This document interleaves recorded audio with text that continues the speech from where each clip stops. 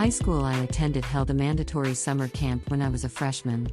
The students chose activities such as swimming, hiking, cycling, and so on beforehand. To spend the time in the camp together, my group of close friends at school decided to choose the same activities. We considered carefully which ones were the easiest and mildest, and chose archery and cycling. A couple of months later, the cycling day in the camp arrived. We set off on each rental bicycle. Right after that, one of my friends, called Yone, fell. She quickly got back on her bike and we started again. Immediately, she fell again. We stopped to wait for her. She caught up with us by pushing her bike and said, "Sorry. Now let's go." But the same thing was repeated for the third time, her falling down, us waiting. We finally asked her what was going on and heard her astonishing confession.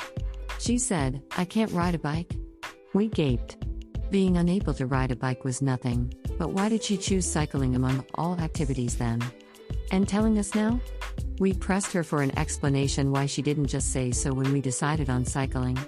She told us that she couldn't because we were joyfully talking about how easy cycling would be. In our group, she was the tenderest one, but also a pushover. She'd always had no opinion of her own and conformed to others. That was a given, but I never thought this much. We were talking about pushing our bikes and going all the way on foot with her when she said, "I'm ruining your plan for an easy activity.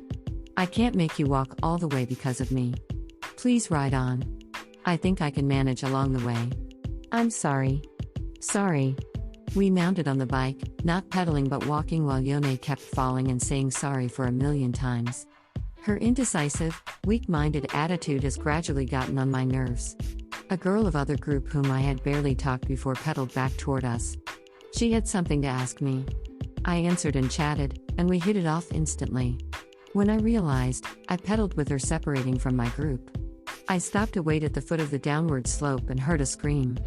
It was Yone flying down the slope on her bike and tumbling into a rice paddy. Other friends were chasing her and pulled her and her bike out of the rice paddy. Covered with mud, she was saying sorry again and again. As a thoughtless teenager, I pedaled away with my new friend. When I thought about Yone again some miles away, the chain on my new friend's bike suddenly snapped. While we were struggling to fix it covered with grease, Yone and other friends of my group caught up with us. By then, Yone was all over scrapes and mud like a cartoon.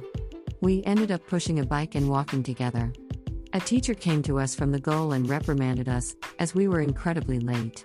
On the bus heading home, my friends blamed me for being so cold-hearted that I had deserted Yone. But Mudcake Yone herself didn't blame me but kept apologizing to me instead.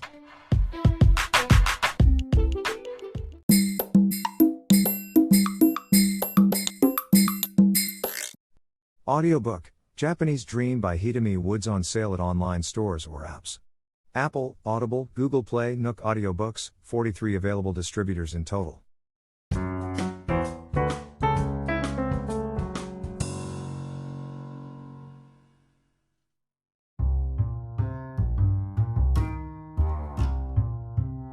I found out that there was a downtown area in the region of my new place and went to look around. It was a 20-minute train ride from my apartment. According to an online map, a shopping mall building was right next to the train station, but further information wasn't available anywhere on the internet.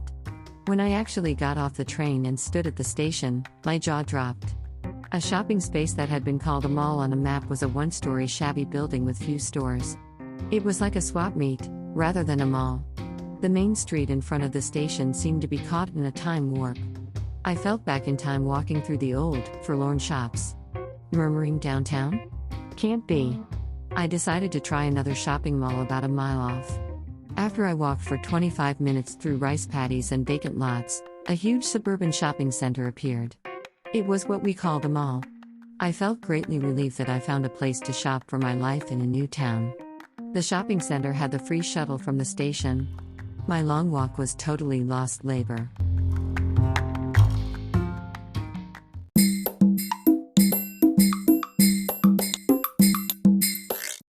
Audiobook, Japanese Dream by Hidemi Woods on sale at online stores or apps.